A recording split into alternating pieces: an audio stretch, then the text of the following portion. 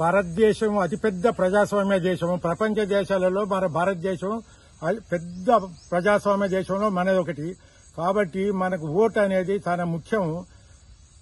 Of the people, for the people, by the people అనే మన రాజ్యాంగం చెప్తాంది. అంటే ప్రజలే ప్రభుత్వాన్ని ఏర్పాటు చేసుకోవాలి, దాని కాన్సెప్ట్. కాబట్టి దయచేసి మన ప్రజాస్వామ్యంలో మన కాన్స్టిట్యూషన్ ఇచ్చిన దాని ప్రకారంగా మనం ప్రతి ఒక్కరూ ఓటును వినియోగించుకోవాలి. ఓటు మన బాధ్యత. ఓటు వేయడము.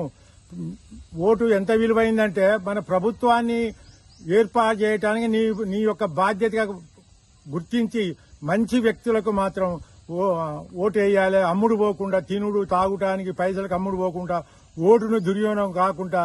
నువ్వు ఓటుకు అమ్ముడు పోతే నువ్వు కూడా సమాజానికి ద్రోహం చేసినట్టు అవుతుంది. కాబట్టి దయచేసి మీరంతా ఓటును సక్రమమైన మార్గంలో మంచి వ్యక్తిని చూసి, పరిపాలనా దక్షతను చూసి మీరు ఓటు వేయవలసిన బాధ్యత ఉంటుంది. కాబట్టి మీరు ఒక్కసారి ఓటేస్తే 5 సంవత్సరాలు, మంచోనికి వేస్తే 5 సంవత్సరాలు మంచి పరిపాలన ఇస్తాడు, చెడ్డోనికి వేస్తే 5 సంవత్సరాలు మనం బాధపడవలసిన అవసరం ఉంటుంది. కాబట్టి దయచేసి ప్రతి పౌరుడు తన లోతుగా ఆలోచన చేసి చక్కటి నీతివంతులకు మీరు ఓటు వేయాలని చెప్పి కోరుకుంటూ, ముఖ్యంగా విద్యావంతులే ఓట్లో పాల్గొనడం లేదు. ముఖ్యంగా సిటీస్లలో, అర్బన్ సిటీలలో, పల్లెటూళ్లలో పోలింగ్ శాతం అవుతుంది, సిటీలలో మాత్రం పోలింగ్ శాతం అయితే లేదు.